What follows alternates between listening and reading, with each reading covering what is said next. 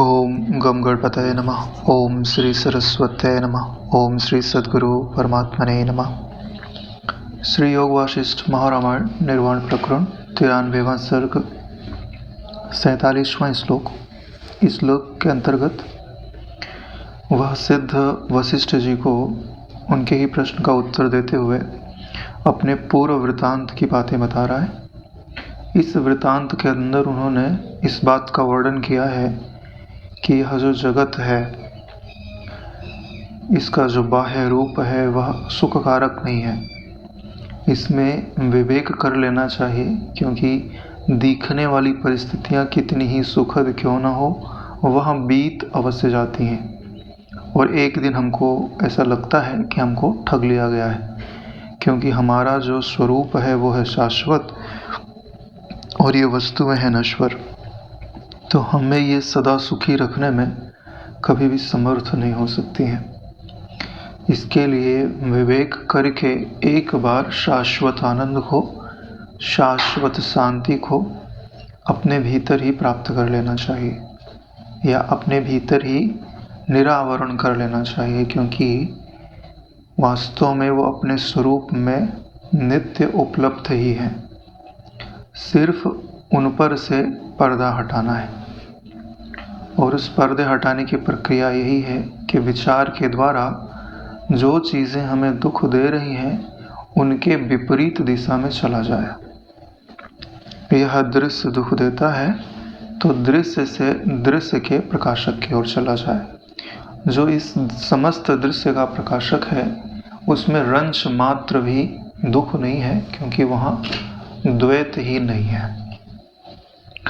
तो इस 47वें श्लोक में कहते हैं, जो पहले प्राप्त हुए हैं वे तो निवृत्त हो जाते हैं। यानी संसार में जो कुछ भी आपको प्राप्त हुआ है वह समय पाकर निवृत्त अवश्य हो जाएगा। कभी प्राप्त हुए ही नहीं वे प्राप्त होते हैं, और जो कभी आज तक प्राप्त नहीं हुआ वो प्राप्त भी होंगे।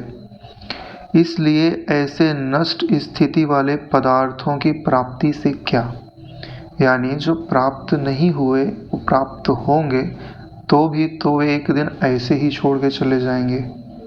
तो ऐसे नष्ट स्थिति वाले पदार्थों की प्राप्ति से हमें कोई लाभ होने वाला नहीं है। इनमें आस्था करना ही क्या, यानी इनमें हमें आस्था नहीं करनी चाहिए कि ये हमारा साथ देंगे, यानी ना तो उनसे कोई मतलब निकलेगा और ना वे विश्वास करने योग्य ही हैं। तात्पर्य यह है कि इनसे जो हमारा अर्थ पूरा होना चाहिए वह नहीं होगा। इसके लिए ये विश्वास करने योग्य नहीं है। हमने विषयों पे विश्वास ही तो किया है कि हमको प्राप्त हो जाएंगे तो हमारे सारे दुख मिट जाएंगे। तभी तो जो पतंगा होता है वो दृश्य के सुख के लिए अग्नि में जलना स्वीकार कर लेता है, तो क्या उसे शाश्वत आनंद की प्राप्ति हो जाती है? मृत्यु की प्राप्ति होती है।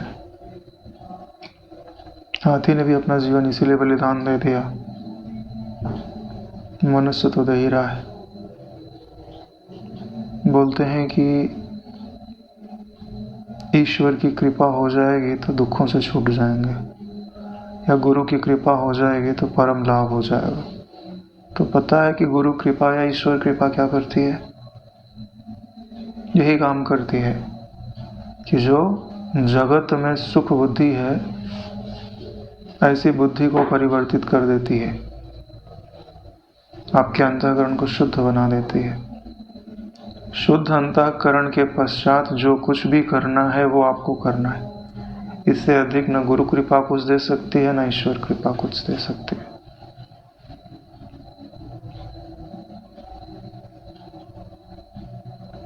पहचानना तो आपको स्वयं को ही पड़ेगा। संसार में जितनी नदियां हैं उनका जल तो पर्वत, मेघ आदि स्थान से आकर आता और जाता रहेगा। यानी कि ये संसार में नदियाँ दिखाई देती हैं, पर्वतों से निकलती हैं और जाके समुद्र में मिलती हैं, और समुद्र से जो पानी है वो उठता है और बादल बनता है, बादल बन के फिर पर्वतों पे बरसता है, बर्फ बनता है, फिर वहाँ से जल निकलता है। तो ये आता और जाता रहेगा। परंतु देह रूपी नदी का आय रूपी जल तो चला ही जाता है, पुनः लौट कर नहीं आता है। ये जो आपको समय मिला हुआ है ये वापस नहीं आएगा। और खासकर तो जो युवावस्था का समय है, वृद्धावस्था में तो अपने अंग ही संभालने भारी हो जाते हैं, तब आदमी अविद्या की निवृत्ति भला करेगा भी कैसे।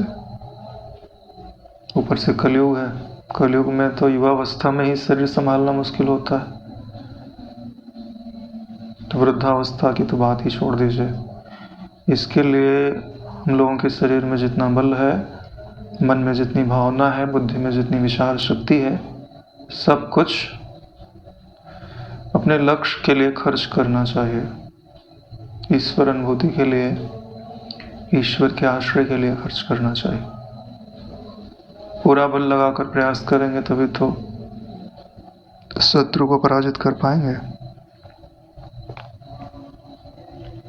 क्योंकि यह अज्ञान रूपी जो शत्रु है वह दुर्बल नहीं है, बड़ा प्रबल है। जब तक आप अपनी पूरी शक्ति से लड़ेंगे नहीं, तब तक आप इसे पराजित नहीं कर सकते। इंद्रियों का आकर्षण, मन का प्रमथन स्वभाव और बुद्धि का प्रमाद या प्रज्ञा अपराध, इसी में तो कितने जन्म बीत गए। आज भी हम 100% कहाँ चल पाता है। बुद्धि का विवेक धोखा दे देता है, मन की भावनाएं संसार की ओर प्रवाहित होने लगती हैं, और इंद्रियां तो पशुधर्मा जन्म से ही है, देखा नहीं कि लपक जाए। इसके लिए नारायण उस परमेश्वर से प्रार्थना है कि हृदय में वैराग्य का बल प्रदान करे। इस संसार रूपी सागर में प्रति देह प्रति क्षण भाव यानी योग्य वस्तुओं का कुम्हार के चाक पर चढ़ाए गए सकोरों के सदृश सैकड़ों बार परिवर्तन होता ही रहता है। यानी ये जो संसार की वस्तुएं हैं या शरीर हैं, वो कुम्हार पर जो चाक चढ़ाया जाता है तो वो बर्तन बनाते जाता है। तो मिट्टी के ही बर्तन हैं, टूटते जाते हैं और नया वो बनाते जाता है। ऐसी ही क्रियाएं इस जगत में दिखाई दे रही हैं। भयंकर शत्रुभूत चतुर विषय रूपी चोर चारों ओर घूमते रहते हैं। यानी ये जो विषय है ये आपके शत्रु हैं, चोर हैं। आपका जो सुख है, शांति है, बल है, वो सब चुरा ले जाता है।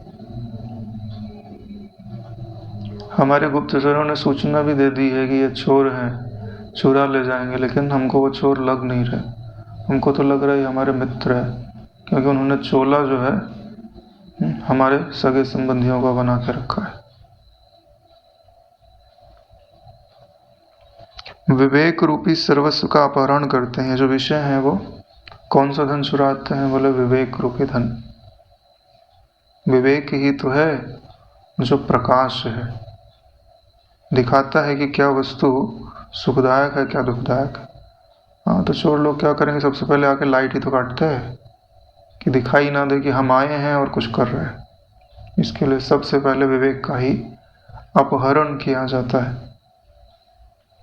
काश हृदय में इतना बल होवे कि कभी विवेक रूपी स्विच को हम बंद ना होने देवे। हाँ, तो फिर चोर घूम फिर के चले जाएंगे, उनकी दाल नहीं गलेगी, उनको पता है कि हम पकड़े जाएंगे। इसलिए किसी भी परिस्थिति में विवेक को सुलाना नहीं चाहिए। इसलिए अब जागूं यहाँ सोऊं क्यों, इसलिए अब मैं सतर्क हो गया हूँ। वहाँ सिद्ध कह रहा है वशिष्ठ जी से कि मैं सतर्क हो गया हूँ इन विषयों को। अब मैं विवेक रूपी जो प्रकाश है उसे बुझाने नहीं देता। आयु के टुकड़े क्षण क्षण में बार बार गिरते हैं, परंतु आश्चर्य की बात है कि कोई भी प्राणी काल के द्वारा विनष्ट किए गए आयु के दिनों को जान नहीं पाता। यानी जो आयु है वो दिन प्रतिदिन बीतते जा रही है, या एक वृक्ष है जिसको ये आयु रूपी जो कुल्हाड़ी है ना प्रतिदिन काटते जा रही है। जैसे लिखा है कि 60 प्रहार में ये नष्ट हो जाएगा, गिर जाएगा, तो रोज एक कुल्हाड़ा पड़ रहा है। जिस दिन पूरे हो जाएंगे उस दिन कट के नीचे गिर जाएगा। तो ये एक दिन जो आकर जाता है तो आपको समझना चाहिए कि उस वृक्ष पे एक कुल्हाड़ा और पड़ गया है। हर दिन आकर के आपको सतर्क करना चाहिए, लेकिन हमारा विवेक सोया हुआ है ना, हमको लगता है अभी तो बहुत दिन है, मृत्यु को अभी बहुत दिन है। ऐसी बात नहीं है नारायण।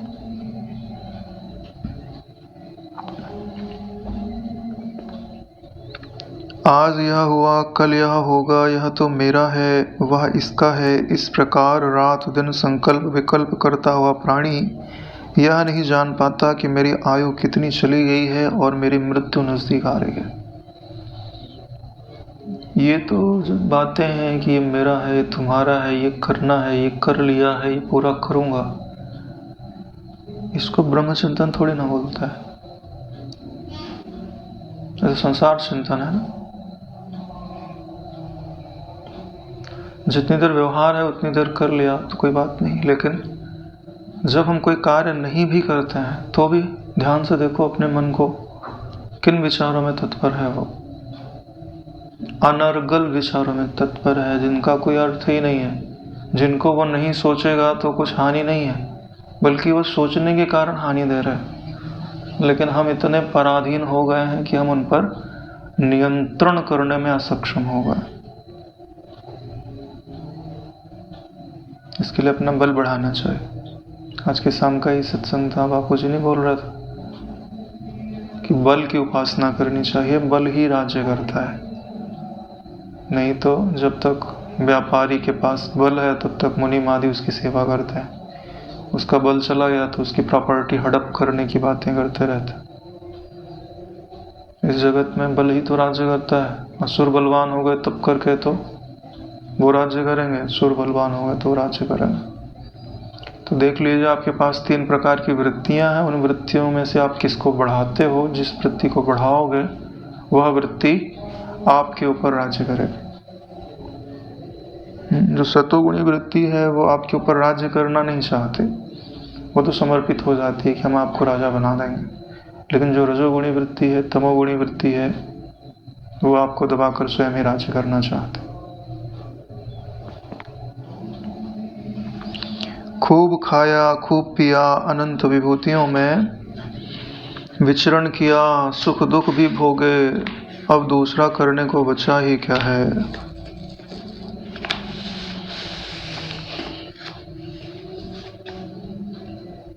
ऐसा हमारा मन सोचते रहता है, क्योंकि उसे अपने लक्ष्य का पता ही नहीं है।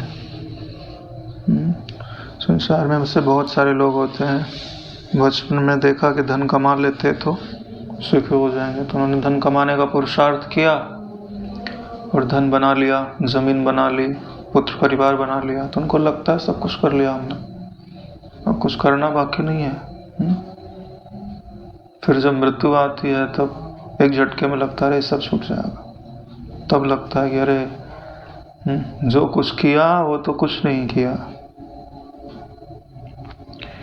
सुख दुख के बार बार अनुभव से, बार बार अनेक तरह के परिवर्तनों से, पदार्थों की नश्वरता से अब हम भोगों से ऊब उठे हैं। यानी अब हमें किसी तरह की उत्कंठा नहीं है, शुद्ध का विवेक जग गया है। वह बता रहा है कि कितनी बार सुख भोगा, कितनी बार दुख भोगा, मैं थक गया हूँ, ना मुझे सुख चाहिए ना दुख चाहिए।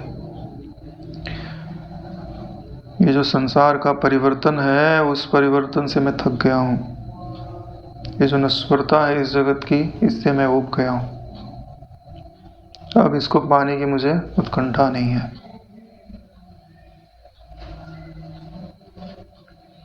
यद्यपि अनेक तरह के अनेक भोग भोगे हैं, बार बार पदार्थों की अस्थायीता भी देख ली है। बार बार भोग भोगे हैं, देखा है कि बार बार इस पदार्थ हैं वो अल्पकाल ही रमणीय लगते हैं,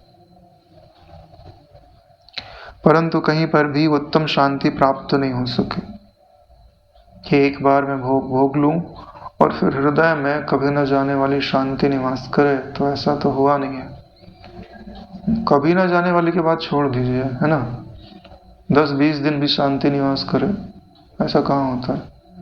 एक मन पसंद भोग भोग लो, फिर मन कहीं और शांति ढूंढता है तुरंत ही, 10-15 मिनट के बाद ही।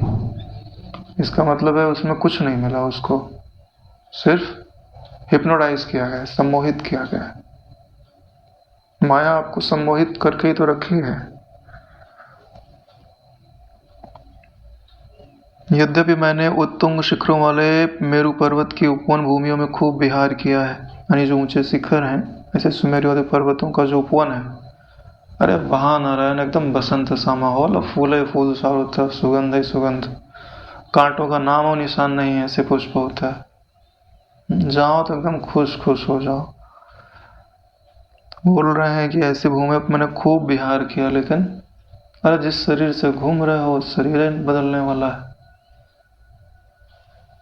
लोकपालों की महान नगरियों में खूब विहार किया है। जितने बड़े बड़े लोकपाल हैं ना, उनकी जो नगरियां हैं वहां दुख नहीं है, सुख ही सुख, यानी जितनी भी वस्तुएं हैं सब सुखदायी हैं। अब भले तुम दुख बना लो, वस्तु दुख नहीं देती, परिस्थिति दुख नहीं देती, तुम्हारा विचार दुखी कर सकता है,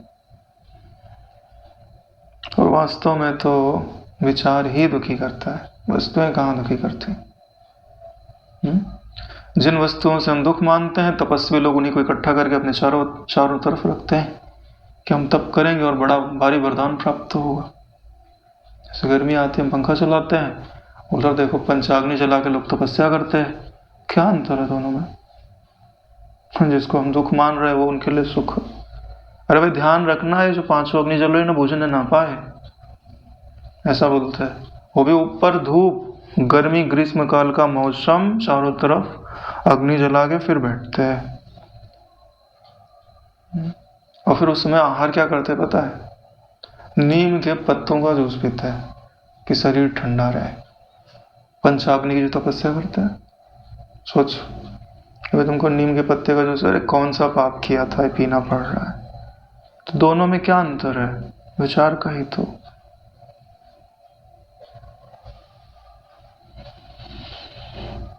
तथापि आज तक मैंने अस्वाभाविक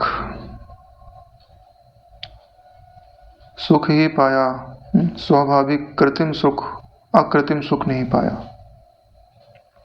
सभी जगह के वृक्ष काष्ठों से ही व्याप्त हैं, जितने भी वृक्ष हैं उनमें लकड़ी ही लकड़ी है। प्राणी समूह मांस से व्याप्त हैं और पृथ्वी मिट्टी से भरी पड़ी है, और दुख एवं नश्वरता सारे संसार को घेर कर खड़ी है। फिर आप कहिए कि उनमें विश्वास कैसे हो? यानी इस संसार के प्रति मेरा रंच मात्र विश्वास नहीं है कि ये मेरे सुख में कण मात्र की भी वृद्धि कर सकता है। बहुत पुण्य है हम लोगों के जो ऐसी बातें इन सिद्ध के मुख से सुनने को मिल रही है।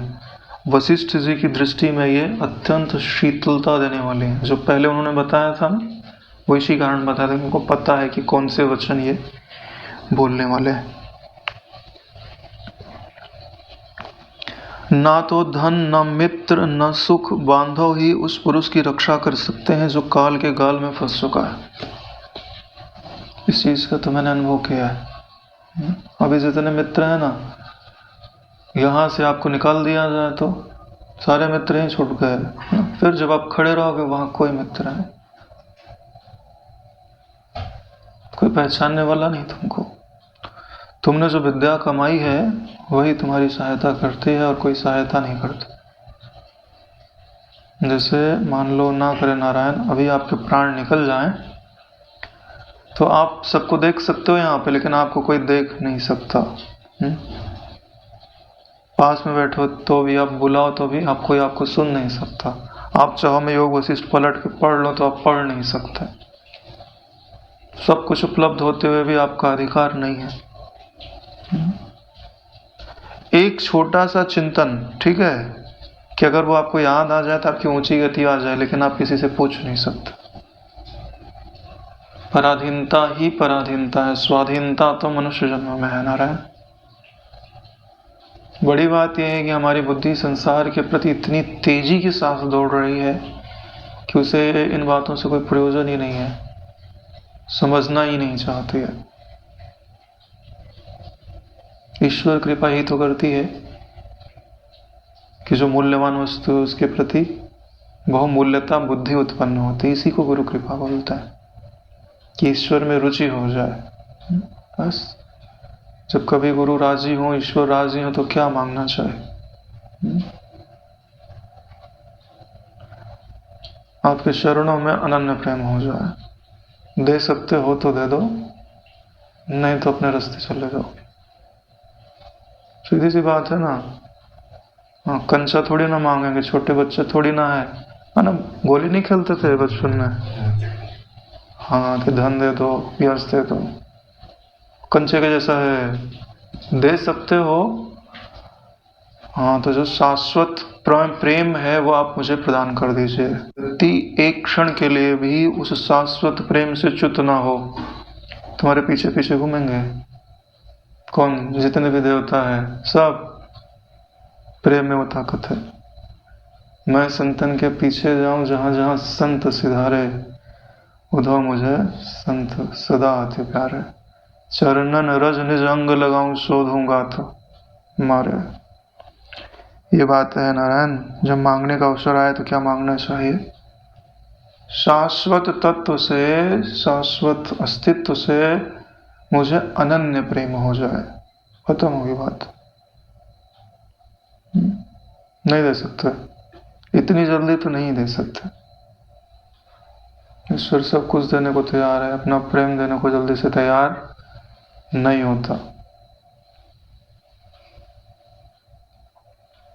जो बोलते हैं कुछ नहीं चाहिए,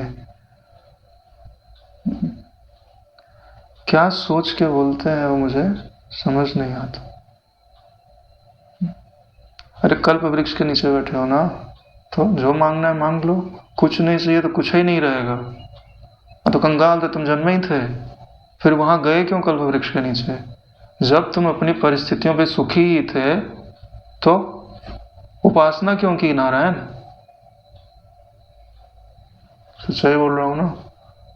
जैसे आपने किसी ईश्वर की तपस्या की और बोले कि जब प्रकट होगा तो मैं बोलूंगा कि मुझे कुछ नहीं चाहिए, इसका मतलब समझते हो कि मुझे कुछ नहीं चाहिए, लेकिन आप मेरे कृत्य से आप मुझ पर प्रसन्न हो जाओ, और प्रसन्न हो जाओ तो उनकी प्रसन्नता से मैं प्रसन्न हो जाऊं। यानी आप अपनी प्रसन्नता चाहते हो, छुपा क्यों रहे हो अपनी वासना को? एक गलत बात है यार, अपने साथ ईमानदार होना चाहिए। हाँ, ये बोलते हैं ना कुछ नहीं चाहिए, एकदम लगता है ना कि ये गिल्ली डंडा खेलने वाले बच्चे लोग हैं। कभी विचार ही नहीं किया कि सच्चाई क्या है हृदय की। ये कई बार मैं किसी पूछता हूँ, भाई आप सेवा क्यों कर रहे हो? बोले कुछ नहीं, हमको तो बस सेवा करनी है। फिर अपने मन में बोलता हूँ ना कि ये बच्चे हैं, वो छोटे से ना खेलते रहते गली के किनारे, इन्हें अपने अंतःकरण की भी बात का पता नहीं है कि चाहते क्या है।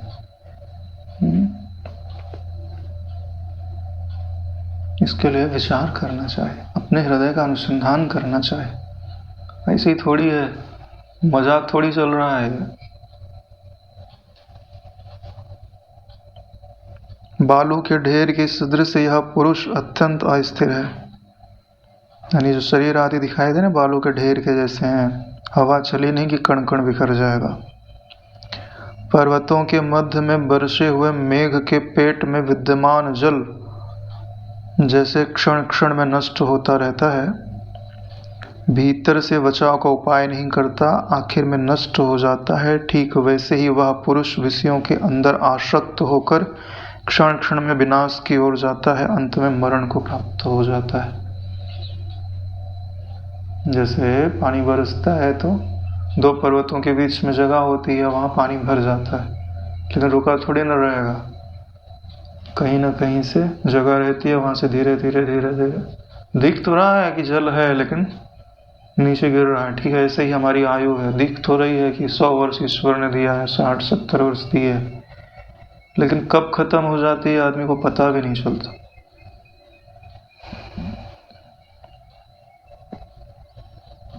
इसके लिए जो आज आपको प्राप्त हुआ है, रैदास रात न सोइए, दिवस न करिए स्वाद, हर पल हरि को सुमरिए, छाड़ी सकल प्रतिवाद। ना तो स्त्रियां ही अच्छी हैं, ना अनेक तरह की भौतिक विभूतियां ही रमणीय हैं, यानी बहुत जल्दी ही नष्ट हो जाने वाली है। जो कुछ भी आपको सुंदर लगता है वो आपात रमणीय ही तो है। मनुष्य जन्म में तो बिल्कुल सुख नहीं लगता मेरे को, कहीं भी सुख दिखाई नहीं देता। हाँ चलो, यक्ष गंधर्व हो गए तो थोड़ी देर के लिए लगेगा कि हाँ मैं सुखी हो गया, भ्रांति भी थोड़ी देर बनी रहेगी। मनुष्य जन्म में काहे की भ्रांति है? सुंदर सी पत्नी लेके आओ, फटेबाज जैसी चिल्लाती है घर में जाके। मैंने देखा, मैं पढ़ने जाता था, एक सुंदर सी लड़की थी और सारे लड़के जो है उसके आगे पीछे लाइन मारते थे। जब वो बोलती थी तो ऐसा लगता था इसका चेहरा देख के जिसने भी इससे शादी किया ना, वो पूरी जिंदगी अपना सिर पटकेगा, खाली पैकिंग ही अच्छी है।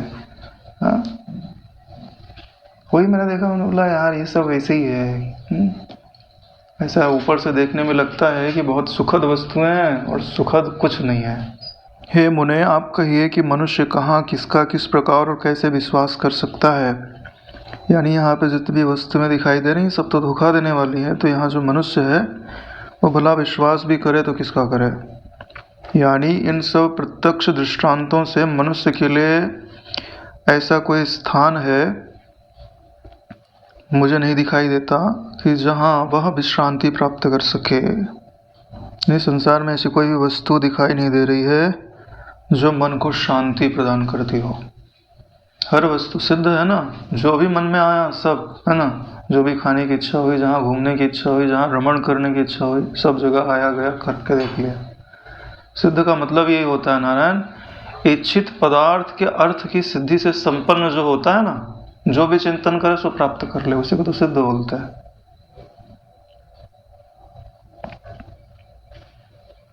क्योंकि क्रूर मृत्यु आज नहीं तो कल अवश्य ही माथे पर आपदाएं अवश्य प्राप्त कराएगी।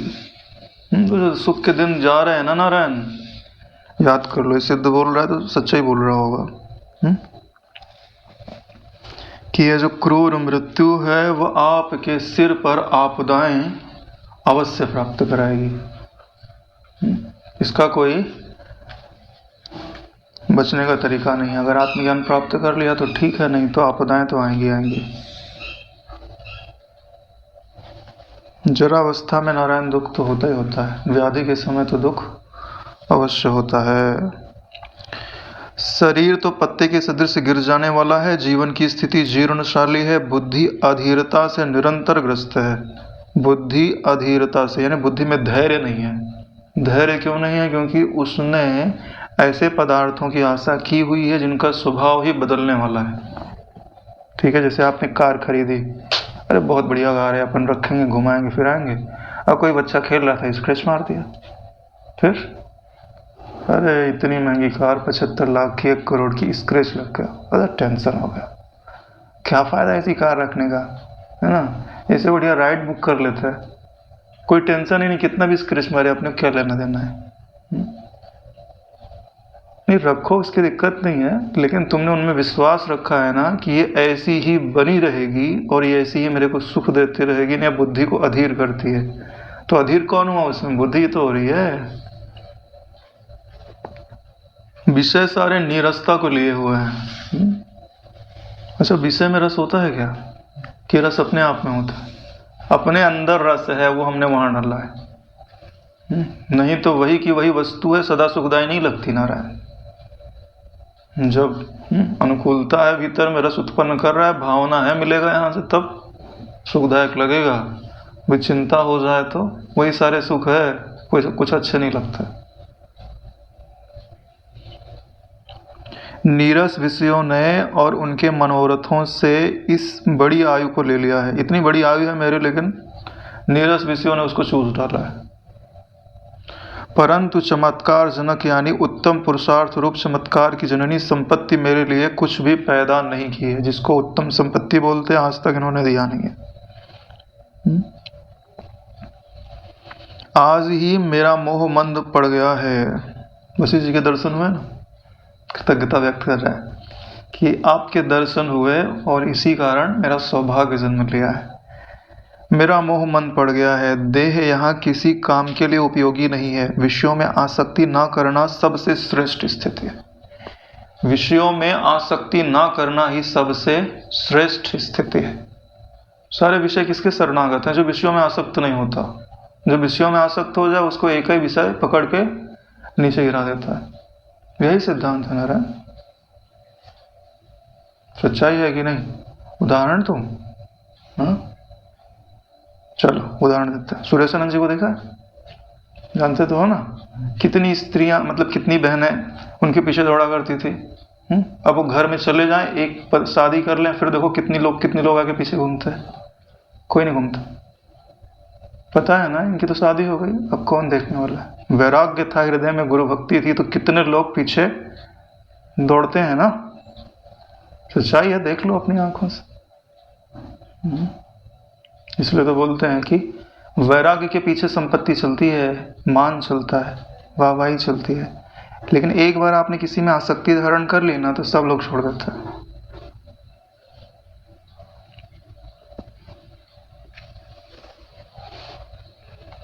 विवेकी पुरुषों को संपत्ति आदि की प्राप्ति में निरंतर यही मानना चाहिए कि यह बड़ी भारी विपत्ति है। जो भी संपत्ति मिलती है ना संसार की, क्या समझना चाहिए? बड़ी भारी विपत्ति है।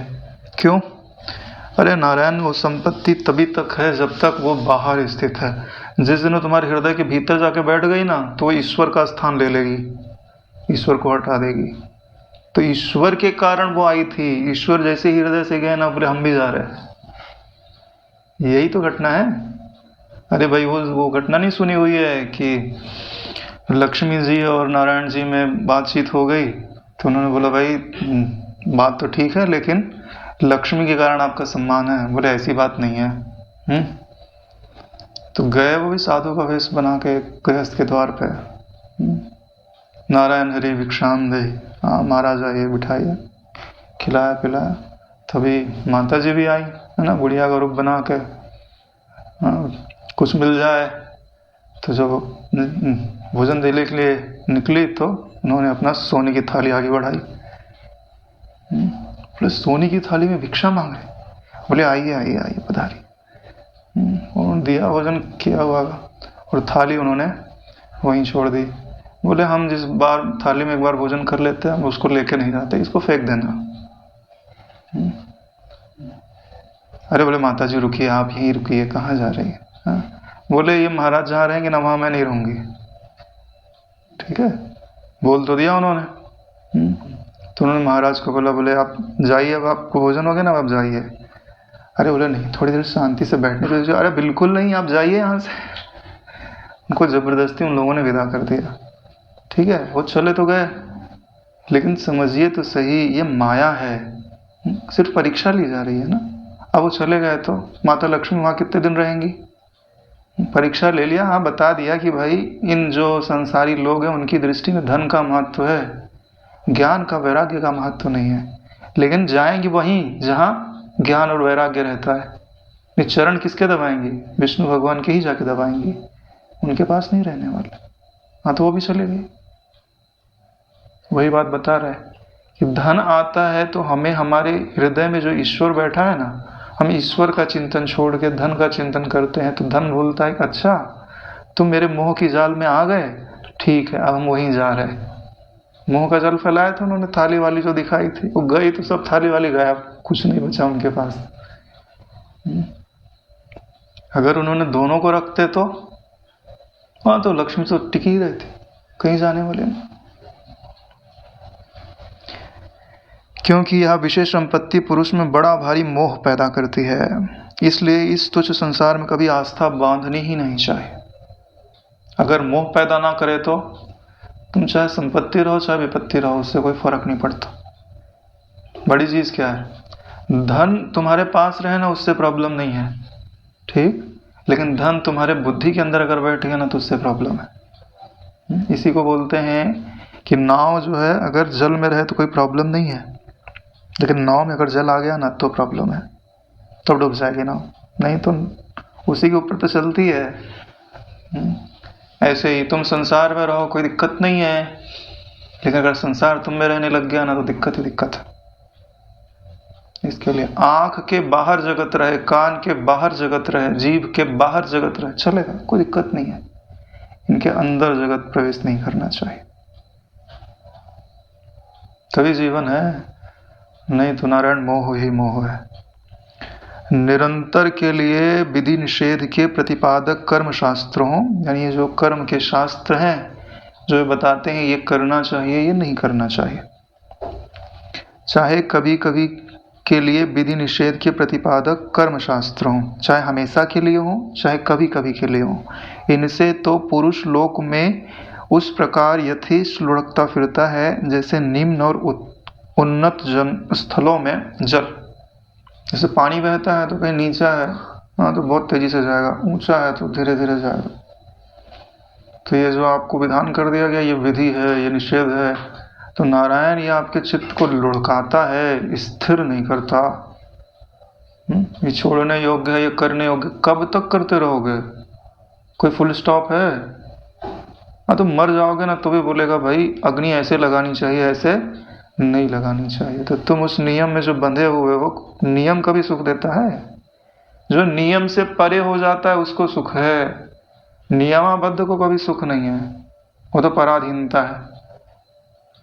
लेकिन यह पराधीनता शुरुआत में स्वीकार की जाती है परम मुक्ति के लिए, लेकिन धर्म वाली, लेकिन वो धर्म की मान्यता भी सदा बनी रहे तो वह अभी अपनी संस्कृति में तो स्वीकार्य नहीं है। विषय रूप विषपूर्ण वायुमंडल अंतःकरण रूपी फूल के कोष से विवेक सुगंध रूपी वर्चस्व का हरण कर कर्मशास्त्र में प्रवृत्त पुरुष को मूर्छा प्रदान करता है। कर्म शास्त्र में प्रवृत्त मनुष्य को मूर्छा प्रदान करता है, लिख लो अपने अक्षर अपने हृदय पे, क्योंकि कर्म जड़ होता है, क्योंकि कर्म विषयों के प्रति ही तो होंगे। अरे तुम चाहे जो करो, बेच बाज के पैसे तो कमाते हो, चाहे जहाँ कमाओ, वो विषय नहीं है क्या? तो फिर हृदय को मूर्छित नहीं करेगा? आज 100 रुपया है, कल 200 रुपया आया, फिर 500 रुपया आया, फिर एक मॉल खुल जाए, 10 मॉल खुल जाए, यही तो करोगे? मूर्छित नहीं कर रहा अंतःकरण को, भ्रम में डाल दिया गया है नारायण तुम लोगों को।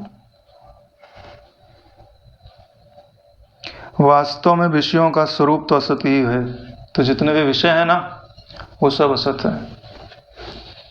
जो हमारे मूल सिद्धांत थे ना हमसे बहुत दूर आ गए हैं। कर्म किस लिए किया जाता है? अरे भाई जिसको निषिद्ध कर्म करने की आदत है ना उसको विधि कर्म कराया जाता है कि तो शास्त्र अनुकूल कर्म, भाई शास्त्र प्रतिकूल कर्म मत कर। जब शास्त्र अनुकूल कर्म करने लग जाता है तो बोले भाई तू शास्त्र अनुकूल कर्म क्यों कर रहा है? जो भी कर रहा है वो ईश्वर के लिए कर, ईश्वर अर्पित कर, ईश्वर की प्रेम चाह, भक्ति चाह। जब ईश्वर के अनुकूल कर्म करने लग जाता है तो बोले ठहर, कब तक करते रहेगा? लेकिन पूरी बात बताई नहीं जाती नारायण, क्यों? क्योंकि चक्र चलवाते रहना है।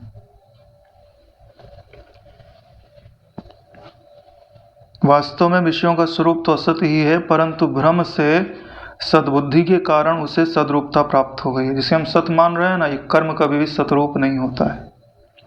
अतः असल में यह वैसा है ही नहीं जैसा माया के आवरण वश सदरूप ब्रह्म असत सा बन गया है। माया के बल के कारण जो सतरूप ब्रह्म है, जो अपना स्वरूप है, वो असत सा बन गया, पता ही नहीं है क्या, कहाँ है, कैसा है, क्या स्वभाव है, उसके उपलब्ध होने पर प्राप्त क्या होता है और वो कैसे प्राप्त किया जाता है। वैसे ही माया विक्षेप से असत सा बन गया है और असत सत सा बन गया है। माया में यह बड़ी पटुता है कि वह अघटित वस्तु को घटित करा देते हैं, ये माया का प्रबलता है। जैसे दोनों तटभूमियों पर प्रवाह को झूले के सदृश आंदोलित करती हुई नदियां सागर की ओर दौड़ती रहती हैं, यानी जैसे नदी दौड़ती है सागर की ओर तो जो दोनों तट हैं उनको छू रही है, वैसे ही मोहग्रस्त जनता विषयों की ओर दौड़ती जाती है। जिसके बुद्धि में मोह की प्रधानता है, मोह यानी जहाँ आनंद ना हो, ऐसी जो बुद्धि है उसी को मोह बोला जाता है, मोहग्रस्त बुद्धि बोला जाता है। आनंद के ना होने के कारण विषय उन्मुखता के प्रति जो हमारी गति है, विषयोन्मुख जो हमारी गति है, वही मोह कहलाती है। जैसे कोई मैग्नेट टूट जाए ना तो अपने हिस्से को ढूंढते ही रहता है, आकर्षित करता है ना, जो जहां से टूटा है उसको खींचता है कि आके वापस चिपक जाए। वही अपना हाल है, जब हमको स्वरूप से अलग कर दिया गया तो हम अपना ही स्वरूप खोज रहे हैं गलत दिशा में, गलत दिशा में खोज रहे हैं, इसीलिए उसका नाम मोह है। सही दिशा में खोजो तो उसी का नाम भक्ति है। मोह और भक्ति दोनों विपरीत दिशा में। मोह बहिर्मुख करता है, भक्ति अंतर्मुख करती है, जबकि दोनों का स्वरूप एक जैसा ही है। एक ईश्वर के बिना नहीं रह पा रहा है, एक विषय के बिना नहीं रह पा रहा है। क्या अंतर है?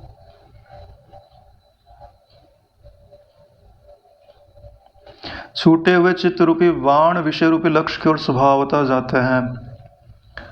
यानी हमारा चित्त जो है वो विषयों की ओर ही उन्मुख है, जब भी स्फुरित होगा विषय की ओर ही जाएगा। अतः वे विवेक आदि गुणों का ऐसे स्पर्श नहीं करते जैसे कृतज्ञ पुरुष सहृदयता का स्पर्श नहीं करता। अगर इनकी दिशा बदल जाए ना तो जैसे ही वृत्ति जगेगी वैसे स्वरूप याद आएगा। लेकिन अभी क्या होता है, जैसे ही वृत्ति जगती है वैसे मैं फलाना हूँ और मेरे को ये करना है, ये पाना है, ये मेरा कर्तव्य है। चालू वृत्ति स्फुरित होती याद आता है क्या? यत स्वप्न जागृत सुसुप्ति वेत्ति नित्यम तद ब्रह्म निष्कलम महम न च भूत संगा। याद आता है कि नहीं याद आता है? जिसको याद आता है धन्य है नारायण, उसके चरणों में प्रणाम करना चाहिए। वायु तो एक उत्पात वायु ही है, आयु तो एक उत्पात वायु ही है। जो मित्र हैं वे तो स्नेह आसक्ति द्वारा ध्वंसक महाशत्रु ही हैं। जो मित्र यहाँ दिखाई देते हैं वो शत्रु ही है, क्योंकि वो आपके समय और सामर्थ्य को नष्ट कर डालते हैं। जो बंधु वर्ग हैं वो तो बंधन रूप हैं। चलना चाहो तो बोलेंगे कि नहीं भाई ये काम है, कहाँ जा रहे हो। और जो धन है उसे तो मृत्यु का एक तरह से साधन ही समझिए। क्यों साधन है धन मृत्यु का? क्योंकि धन रहेगा तो तुम तपस्या थोड़ी ना करोगे, भोग भोगोगे, है ना, और फिर बीमारी आएगी, और बीमारी आएगी निपटा देगी। इसलिए तो बोल रहे हैं कि मृत्यु का साधन है धन। आसक्ति पैदा करने के कारण सुख अति दुख रूप है। ये जो सुख है ना वो दुख रूप क्यों है? क्योंकि आसक्ति पैदा करता है। आसक्ति पैदा नहीं करे ना तो कोई दिक्कत नहीं है। संपत्तियां परम आपत्तियां ही हैं। भोग संसार में महारोग हैं और भोगों से प्रेम महान अरत या व्यग्रता रूप है। अगर आपने भोगों से प्रेम कर लिया तो आपको व्यग्रता गिफ्ट में मिलेगी। व्यग्रता समझते हैं ना? उद्विग्न हो जाना, व्याकुल हो जाना, परेशान हो जाना, चिंतित हो जाना। हा? कितने लोगों ने मुकेश अंबानी को फोटो में हंसते हुए देखा है। मैंने तो जब देखा तब चेहरे पे 12 ही बजे रहते हैं। कितना धन है? हाँ, व्यग्रता ही व्यग्रता तो है चेहरे के ऊपर। काहे का सुख। सारी संपत्तियां आपत्तियां ही हैं, सुख केवल दुख के लिए ही है, जीवन मरण के लिए ही है। अहो यह माया का बढ़ावा महान खेदकारक है। हाँ, तो जो माया के कारण या मन के कारण हम अपने आप को विषयों में बढ़ाते जा रहे हैं वो दुखी देगा नारायण। काल चक्र के प्रभाव से परिवर्तनशील इष्ट अनिष्ट प्रसंगों को, विषयों के किंचित सुख को तथा प्रियजनों के वियोगों को देखता हुआ मनुष्य जीर्ण भाव को प्राप्त हो जाता है। यानी जितने भी उसने वस्तुएं चाही, इष्ट वस्तुएं चाही, समय पाके वो अनिष्टता में परिवर्तित हो जाते हैं। और जितने भी उसके प्रियजन हैं आज नहीं तो कल वो छोड़ अवश्य देते हैं या उनकी प्रियता विदा हो जाती है। कितना ही अच्छा मित्र हो, कभी ना कभी झगड़ा तो अवश्य ही होता है। और जितना बढ़िया मित्र है ना वही प्रबल उतना शत्रु बन सकता है, क्योंकि सारे भेद तुम्हारे उसको पता है। जब वो वाट लगाने पे आएगा ना तो बदला ले लेगा। इसीलिए बोलते हैं कि अपने मित्र को भी वह बात नहीं बतानी चाहिए जो आप शत्रु से छुपाना चाहते हो।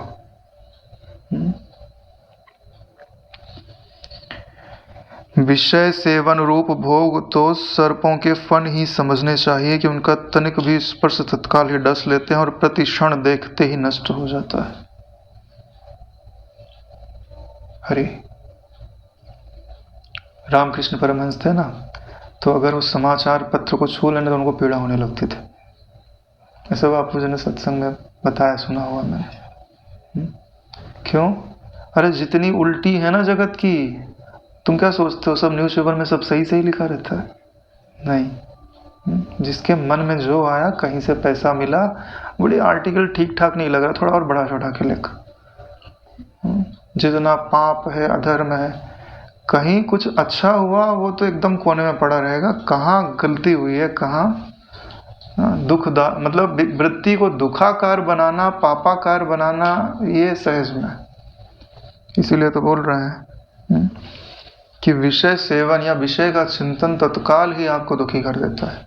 कितना बढ़िया प्रसन्न व्यक्ति हो और ऐसे ऐसे न्यूज चैनल देखने लग जाए तो दुखी तो अवश्य ही हो जाएगा। यह आयु तो आयास शून्य आत्मा की प्राप्ति कराने में सामर्थ्य रहित भयंकर और परिणाम में नष्ट होने वाले अनेक कष्टदायक चेष्टाओं से ही व्यर्थ चली जाती है। यानी कि ये जो आयु मिली है, ये विषयोन्मुख होने के कारण जो आयास शून्य आत्मा की प्राप्ति, यानी ऐसा आत्मा जिसको पाने के लिए कुछ नहीं करना, वो हम स्वयं ही हैं, उसको भी प्राप्त करने में असमर्थ है। हरि हरि हरि हरि, है ना। इससे बड़ा आश्चर्य क्या हो सकता है नारायण, कि जिसको पाने में कुछ यत्न नहीं है, लिखा हुआ है आयास शून्य आत्मा की प्राप्ति कराने में सामर्थ्य रहित है। ऐसा कौन सा जादू है यार?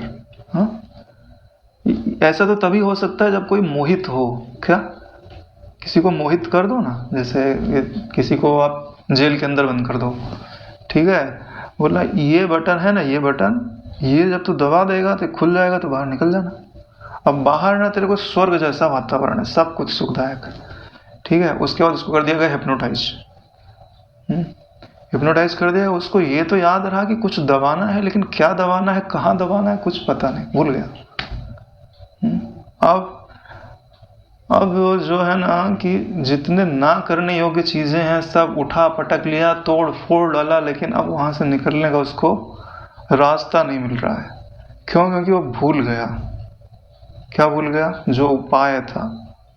अगर वो याद रहता तो वहीं दबाता, कुछ परिश्रम नहीं, ना कुछ तोड़ने की फोड़ने की, क्योंकि तोड़ने फोड़ने के लिए कुछ था नहीं, हाथ पांव से ही मारे। तो चोट तो हाथ पांव को ही लग रही है, खाली एक स्विच दबानी थी और आत्मा की उपलब्धि हो जाती आयास रहित। तो कौन सी सूची है? मन को उसके अधिष्ठान में जानते हुए उपशम कर देना, इतनी बटन है, खत्म कहानी। लेकिन उतना नहीं आया। भोगों की अभिलाषा से बद्ध जीवों का पद पद पर ऐसे ही अपमान होता है। लो, अपमान ही तो है ये, कि जिसको पाने में कुछ यत्न नहीं था और जो परम सुखरूप था, हम उसको आज तक प्राप्त नहीं कर पाए। गुरु जी नहीं बोलते, बोले 40 साल के बैल, 50 साल के बैल, कहाँ तो ध्रुव ने बचपन में ही पा लिया। इतनी उम्र बीत गई और अभी तक आत्मबोध नहीं हुआ। इसलिए तो बोल रहे हैं कि जो ज्ञानी जन होते हैं उनकी दृष्टि में हम लोग, है ना, उपहास के पात्र हैं। भोगों की अभिवृद्धि से बद्ध तृष्ण जीवों का पद पद पर ऐसे अपमान होता है। ज्ञानी जनों की सभा में बैठोगे तो सिर झुकाना पड़ेगा और कान ऐसे पकड़ के रखना पड़ेगा, कि जितनी गाली पड़े अब सिर झुका के सुन लेते हैं। क्यों? क्योंकि सारी सुविधा मिली थी और हम कुछ कर नहीं पाए। जैसे कि खान पान रहित उपवास किए आदि से कृश हुए स्तंभ, बंधन स्तंभ में बद्ध जंगल हाथियों का होता है। जैसे जंगली हाथी को जब पकड़ते हैं ना, पहले तो लोहे के स्तंभ में बांध देते हैं, फिर खाना पानी बंद कर देते हैं। क्योंकि जब तक बल रहेगा तब तक वो पुरुषार्थ करेगा तोड़ने का। कृश हो गया ना, बोले अब इसको निकालो, अब ले जाओ, अब जहाँ वो हल्का सा भी चारा दिखाएगा ना वहाँ जाएगा। ऐसे ही ये माया ने आपको पराधीन करने के लिए ये उपाय किया हुआ है कि आसक्ति रूपी मोटी मोटी जंजीरों से बांध दिया गया, और आत्मा प्राप्ति रूपी जो आनंद था, शांति थी, वो आपको खाने पीने को नहीं दी गई। क्या हो गए आप? दुर्बल। अब विषय जहां भी थोड़ा सा भी सुख दिखाता है ना, उसके पीछे हम लपक पड़ते हैं। यही तो हाल है। संपत्तियां तथा ललनाएं तरंग के उत्संग से के सदृश अति क्षणभंगुर है। यानी जितने भी यहाँ पे सुंदर चीजें आपको दिखाई दे रही हैं कि हमको सुंदर लगेंगी, नारायण वो अति क्षणभंगुर है। इंग्लिश में एक कहावत आती है, क्या बोले? Beauty is to see not to touch. हाँ, सुंदरता सिर्फ देखने के लिए है, उसको छूने के लिए मत जाओ। बढ़िया अच्छा लगेगा, घूम घूम के निकल जाओ। जैसे उपवन है ना, तो जाओ घूम फिर के चले आओ। फूल तोड़ने की कोशिश मत करना, नहीं तो माली जो है ना फाइन लगा देगा, नहीं डंडे से पीट देगा। ठीक है, गुजरो सब कुछ देखो, मगर कुछ खरीदो मत। झंझटा ही नहीं है नारायण, अच्छा ही अच्छा है सब। इसीलिए बोल रहे हैं अति क्षणभंगुर किसके लिए है? जो उसको प्राप्त करना चाहता है। और एक सिद्धांत समझ लो कि वही फूल है जो पौधे में अगर लगा है ना, तो 6-7 दिन तक मुरझाता नहीं है। तुमने तोड़ लिया तो 2-4 घंटे में ही मुरझाता। ये सिद्धांत समझते हो? जो तुमको अच्छा लग रहा है ना, उसको वहीं रहने दो। उसको प्राप्त करने की इच्छा मत करो, तब तुमको कुछ दिनों तक वो अच्छा लगते रहेगा। जब तुमने उसको प्राप्त करने की इच्छा की और उसको अपनी जगह पर वहां से तोड़ के तुम अपने घर पे ला लिया ना, तो अब अच्छा लगना बंद हो जाएगा, मुरझा जाएगा थोड़ी देर में। यही सिद्धांत है प्रकृति का।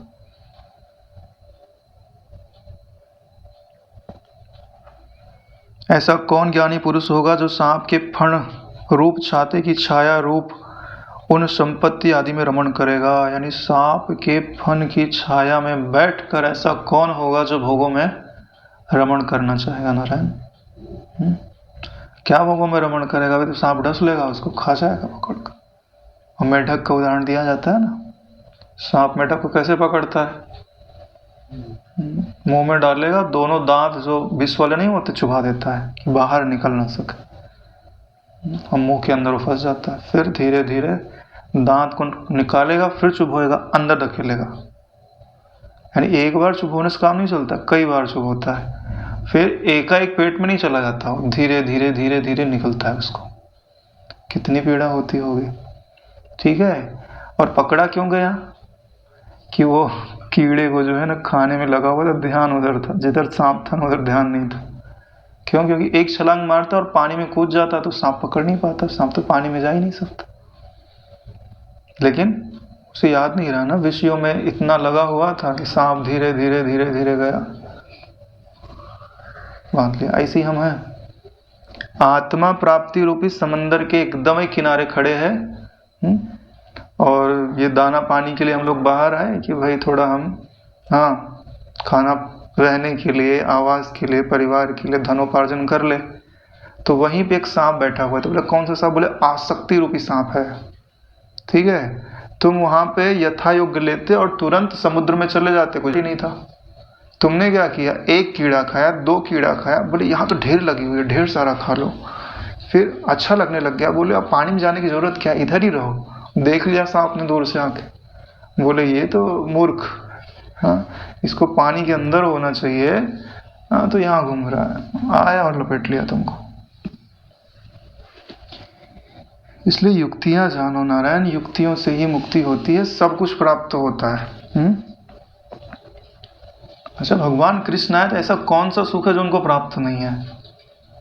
हाँ, सब कुछ प्राप्त है नारायण। सोने का है पूरे का पूरा, जो बनाया था उन्होंने द्वारिका में, सोने का जिसको समझते हैं ना। और 16,108 तो रानियां हैं। और सत्यभामा की सुंदरता का तो वर्णन पढ़ने लग जाओ भागवत आदि में, तो क्या सुंदरता थी उनकी। और कल्प वृक्ष उठा के लाए वहां से इंद्र का, लड़ झगड़ के लेके आए। सोचो कितना वैभव है। और आत्म स्वरूप में मस्त है, आसक्ति रूपी जो सांप है ना, उसके वश में नहीं है। तो सब कुछ प्राप्त है ना, तो आत्मपद क्यों नहीं प्राप्त कर लेना चाहिए, जिसको पाने से सब मिल जाता है। पता है हम लोगों को मोहित कर दिया गया है, हमारी बुद्धि सब कुछ जानते हुए भी दुर्योधन की तरह बोलती है क्या? जानामि धर्मम नच में प्रवृत्ति ही। जानता तो हूँ कि ये धर्म है, ये आगे जाके सुख देगा मेरे को, लेकिन मेरा जाने का मन नहीं करता है। मान लिया जाए कि विषय भोग मनोरम है और ऐश्वर्य भी मनोरम है, परंतु जीवन तो उन्मत्त अंगनाओं के अंग भंग के सदृश अति संचली है, अपांग भंग के सदृश अति संचली है। बोले अब मैं मान लेता हूँ कि ये सब बड़ा सुखदायक है, ठीक है, लेकिन ये जो अंगनाएं होती है ना, सुंदर स्त्रियां, अपांग भंग के सदृश, इनका अपांग भंग समझते हो? इनका जो आंख होता है ना, आंख है ना, तिरछी नजर से एक बार देखे तो क्या हमेशा देखते ही रहेंगे? इधर देखा चल दिए, है ना, उनका काम हो गया, तुम पीछे पीछे चलते रहो उनके। चंचल है ना, ठीक है। तो ऐसे ही है ये जो संसार बड़े मनोरम हो, लेकिन इसमें जो तुमको आयु दी गई है वो उनके नेत्र के कटाक्ष के बराबर ही है, उससे ज्यादा नहीं मिला है। इसीलिए तो बोलते हैं कि शतरंज का जो खेल चल रहा है, ये सब मोहरे यहीं रहेंगे, लेकिन खेलने वाला चला जाएगा।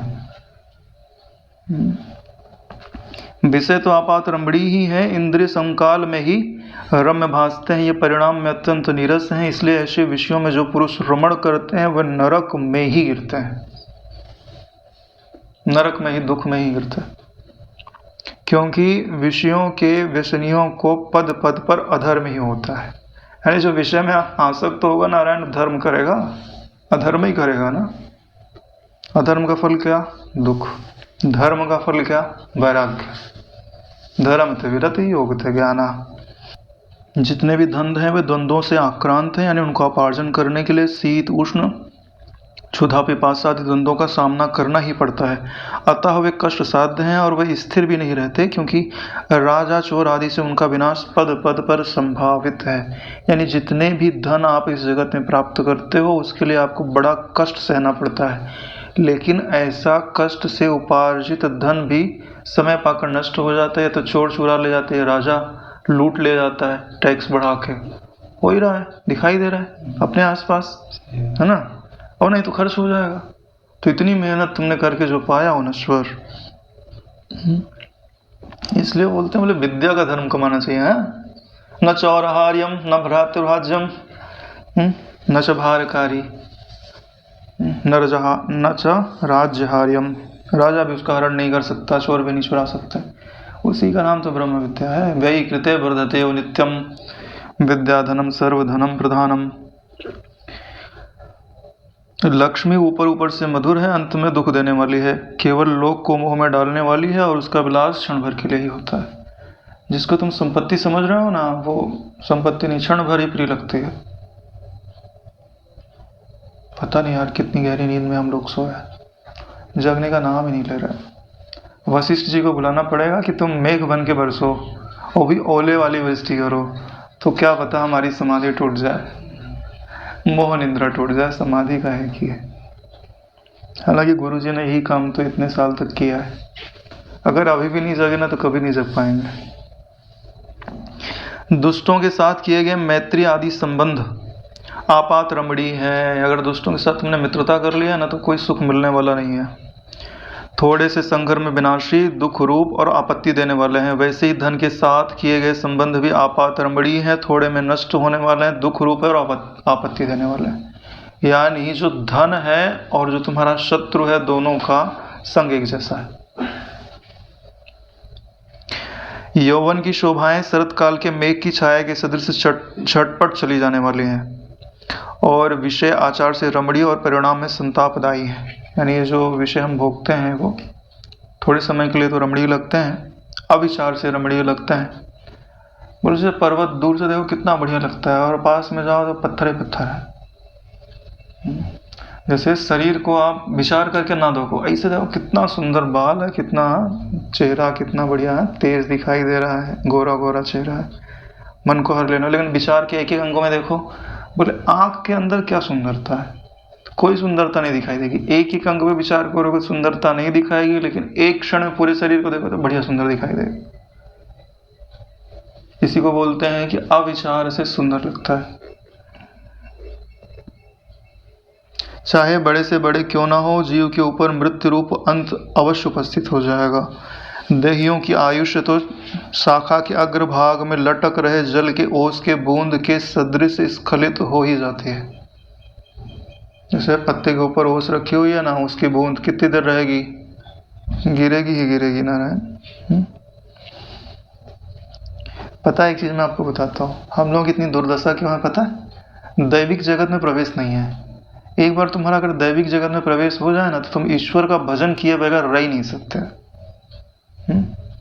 तुमसे अगर कोई छीनेगा ना कि तुम नहीं करो ना, तो तुम उससे लड़ जाओगे। क्यों? क्योंकि दैविक जगत में जाने के बाद तुमको यहाँ इस जगत की असली औकात पता चलती है कि है क्या ये। कैसे न्याय जाए? बाद में ये रघु भाई है ना, इनसे मिलना, अब इसको पूरा करना है। वृद्धावस्था प्राप्त कर पुरुष के केश तथा दांत जीर्ण शीर्ण हो जाते हैं। जीर्ण अवस्था वाले के लिए सब कुछ जीर्ण शीर्ण हो जाता है, परंतु अकेली तृष्णा ही जीर्ण नहीं होती। अंगम गलितम पलितम मुंडम तदपि न मुंचति आशा पिंडम। ये तृष्णा कभी बूढ़ी नहीं होती, शरीर बूढ़ा हो जाता है। भावी देहों की परंपरा रूप शरीर रूपी अरण्य में जो भोगों के विस्तार से गहन है, एकमात्र तृष्णा रूपी विष की मंजरी ही अत्यंत लहलहाती नजर आती है। यानी जो शरीर है ना, इसमें सब कुछ बूढ़ा हो जाता है, लेकिन एक पेड़ है जो कभी मुरझाता नहीं, उस पर मंजरी हमेशा लगी रहती है। कौन सा पेड़ है भाई? तृष्णा। तुम बुढ़े हो जाओ लेकिन वो बुढ़ी नहीं होती। बाल्यावस्था युवावस्था के सदृश चली जाती है, युवावस्था बाल्यावस्था के सदृश चली जाती है। इन दोनों में परस्पर उपमानता उपमेयता विनश्वरता विद्यमान है, यानी दोनों समान है, बाल्यावस्था युवावस्था दोनों ही। अंजलि से जैसे जल क्षण भर में चला जाता है, वैसे ही जीवन क्षण भर में गल जाता है। जैसे हाथ में अगर जल ले लो तो गिर ही जाएगा, टपक जाएगा, वैसे ही जीवन क्षण भर में गल जाता है। नदी के प्रवाह के सदृश बह गई आयु फिर लौटकर वापस नहीं आते। किसी भी अज्ञात कारण से अर्जुन वायु के सदृश यह दुखदायी देह आई तो है, परंतु देखते देखते ऐसे झट से नष्ट हो जाती है जैसे तरंग मेघ और दीपक। जैसे पानी में लहर उठी है और आकाश में बादल हैं और दीपक भी बुझेगा और मेघ भी हवा के द्वारा इधर से उधर चले जाएंगे। ऐसे ही आयु भी देखते देखते बीत जाती है। हम लोगों को विषयों में निरस्ता इसलिए हुई है कि रम्य वस्तु में अरम्यता ही देखी। रम्य वस्तु में अरम्यता देखी, इसके लिए इन्हें विषयों से वैराग्य हुआ है। काश हम लोगों को भी विषयों में जो रम्यता है वो अरम्यता दिखाई दे। अरे यार, जीवन तो सच में उसी का है जिसके हृदय में वैराग्य निवास करता है, सच। और सारी दुनिया उसी के ऊपर मरती मिटती है। विवेकानंद जी का इतना महत्व क्यों है पता है? वैराग्य के रूप है। अरे किसी की तरफ पलट के देखा नहीं, तुम सब लोग मुझको देखो, हम तुमको क्यों देखें? हाँ, मूल्य तो इसी को बोलते हैं ना, कि सब अपने अपने पीछे चले। तुम किसी को देखो तो वो बड़ा हो गया, तुम छोटे हो गए। समझ नहीं रहे बात को। अगर आपको अपना मूल्य बड़ा करना है ना, तो किसी की तरफ पलट के मत देखो, देखो सब तुम्हारी तरफ ही देखेंगे। काश ये सिद्धांत हमको भली बात समझ में आ जाता। हम लोगों को विषयों में निरस्ता इसलिए हुई है कि रम्य वस्तु में अरम्यता ही देखी है, स्थिर वस्तुओं में अस्थिरता ही देखी है, और सत्य समझे गए पदार्थों में असत्य रूपता देखी है। उल्टी दृष्टि, जिसको ईश्वर की ओर चलना होता है ना, वो उल्टी दृष्टि का अवलंबन लेते हैं। संसारियों को जो अच्छा लगता है ना, वो उनको बिल्कुल अच्छा नहीं लगता। तभी तो जिस मैदान में खड़े होते हैं अकेले होते हैं, हाँ, तभी तो दूर से दिखाई देते हैं। मैदान में अगर 1000 लोग हैं तो कहाँ पहचान में आएंगे, और जिस मैदान में तुम अकेले ही खड़े हो तो दूर से ही दिखाई दे जाएगा, वहाँ भाई वो है व्यक्ति है ना। इसलिए संत जन, क्योंकि संत जो है वो करोड़ों में थोड़ी होता है।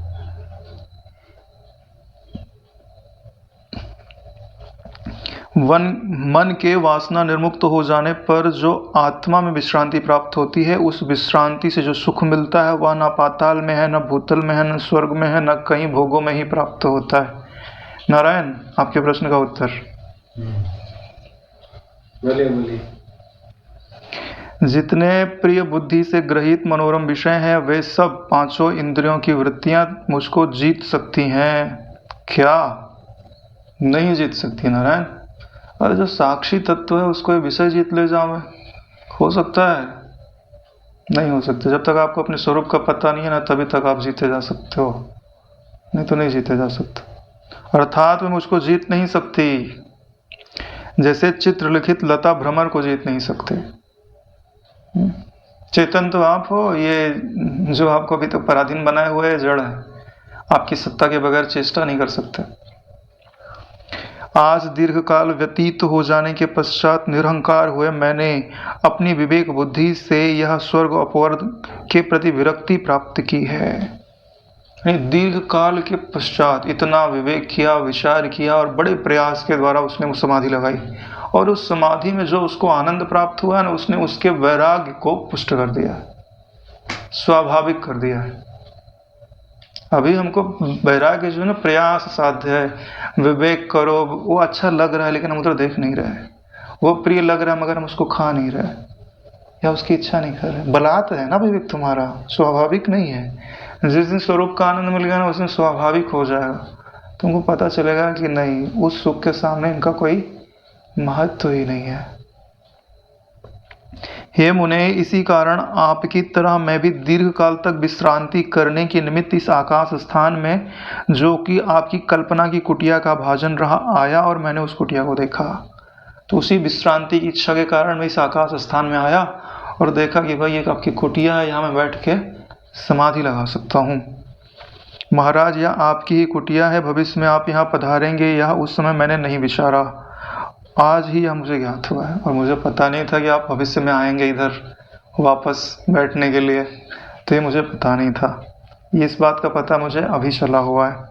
हे मुने, उस समय तो मैंने अनुमान से यह समझा कि कोई सिद्ध यहाँ रहता होगा और वह अपने आप शरीर को छोड़कर मुक्ति को प्राप्त हो गया, यानी विदेह मुक्त हो गया, अब तो वो आएगा नहीं, ऐसा समझा। हे भगवान, तुम कहाँ स्थित हो इत्यादि जितने आपने मुझसे प्रश्न किए थे और मेरी जो खरी हकीकत रही, यह सब मैंने कही। यानी जो भी प्रश्न आपने पूछा था उसका उत्तर तो मैंने दे दिया कि मेरी क्या स्थिति थी। अब इसके बाद मुझ अपराधी के ऊपर दंड या अनुग्रह, इन दोनों में से जो कुछ भी आपकी समझ में आता हो कीजिए, क्योंकि मैं तो अपराधी हूँ ना। जो वशिष्ठ जी की देह बैठी हुई थी ना, उसको उसने गिरा दिया, उठा के फेंक दिया। अब इसके कारण वशिष्ठ जी की केवल आतिवाही की देह ही बचेगी, जो उनका मूल शरीर था ना तो चला गया। अब इसी शरीर से उनको जाना पड़ेगा, तो अपराध तो हो गया उसने। तो बोल भी रहे हैं वो कि आपको मुझ अपराधी के ऊपर दंड या अनुग्रह दोनों कर सकते हैं। शरीर फेंक दिया इसके लिए दंड भी दे सकते हैं, और मेरा उद्देश्य जो है गलत नहीं था, और मैंने तो ब्रह्म विद्या की सिद्धि के लिए वैराग्य को धारण किया हुआ है। तो इस दृष्टि से तो मैं अनुग्रह का पात्र हूँ, क्योंकि ये जो ब्रह्मज्ञानी जन होते हैं वो सारा अपराध अगर वो सतपात्र हो जाए ना तो तुरंत माफ कर देते हैं। बोले एकदम प्यास है इसके हृदय में, ब्रह्म विद्या के सिवाय कुछ नहीं चाहिए, और ब्रह्म हत्या पीछे पड़ी हो कि अरे इसने तो पहले 100 ब्राह्मणों को मारा था और आज मुमुक्षु बना फिरता है। ठीक है, अगर 100 ब्रह्म हत्या भी पीछे पड़ी हो ना तो गुरु जी उसको पार लगा सकता है।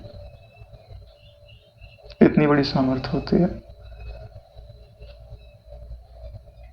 ब्रह्म हत्या का जो मार्जन है वो गुरु कृपा से हो सकता है।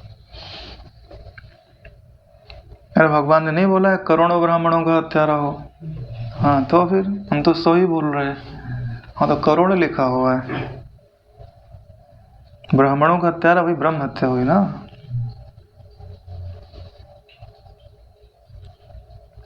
हे मुने, आपके जैसे सिद्ध भी जब तक समाधिनिष्ठ होकर उत्तम बुद्धि से अपने भीतर समस्त वस्तुओं का विचार पूर्वक निर्णय नहीं करते, तब तक वे त्रिकाल के सब वृत्तांतों का ज्ञान नहीं प्राप्त कर सकते। बड़ी बात बता रहे हैं। क्या बात बता रहे हैं? कि आपके जैसे सिद्ध भी हो, लेकिन जब तक समाधिनिष्ठ नहीं होंगे और उत्तम बुद्धि से अपने भीतर समस्त वस्तुओं का विचार पूर्वक निर्णय नहीं करेंगे कि मैं क्या हूँ और दूसरी चीज़ें जो भास रही हैं वो क्या है, जब तक ऐसा निर्णय नहीं करेंगे तब तक सब वृत्तांतों का ज्ञान नहीं प्राप्त कर सकते। यानी आप त्रिकालज्ञ नहीं हो सकते, या आप सर्वज्ञ नहीं हो सकते। सर्वज्ञता के लिए या वास्तव में यहाँ जो सब वस्तुएं बोली गई हैं वो ब्रह्म तत्व के लिए ही बोली गई हैं। ब्रह्म तत्व का भी ज्ञान कब प्राप्त होता है? जब आप समाधि निष्ठ हो और समाधि में उत्तम बुद्धि के द्वारा जाया जाए और वहां पर भी समस्त वस्तुओं का विचार पूर्वक निर्णय किया जाए, तब जाकर के सारा ज्ञान आपको प्राप्त होता है। यही तो कारण है कि सब कुछ समझते हुए भी हमारे चित्त को विश्रांति उपलब्ध नहीं है। क्यों? समाधि निष्ठ नहीं है, उत्तम बुद्धि को धारण नहीं करते। बोले उत्तम बुद्धि को धारण करने का क्या मतलब होता है? अरे जो उत्तम तत्व को छोड़ करके और किसी चीज को ग्रहण ही ना करे, उसको उत्तम बुद्धि बोलता है। जो थोड़ा अच्छाई भी रखे, थोड़ी बुराई भी रखे, थोड़ा राग भी रखे, थोड़ा द्वेष भी रखे, तो उत्तम थोड़ी हो गया। तो फिर घर में सब आ गए ना, कचड़ा भी पड़ा है, फूल भी पड़े हैं, बिस्तर भी लगा है, जूठन भी पड़ी है, जूठे बर्तन भी पड़े, तो उत्तम बुद्धि थोड़ी हुई।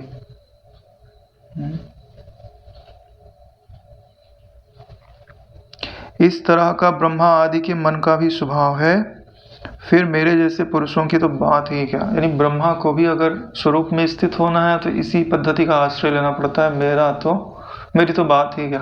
तो मैंने जो समाधि लगाई है तो वो इसीलिए लगाई है, समाधि निष्ठ हुआ हूँ तो इसी के लिए हुआ हूँ। इसलिए आपके वृतांत का अपरिज्ञानम शरीर को हटाया आदि जो मैंने आपके प्रति अपराध किया है उसे आप क्षमा कीजिए।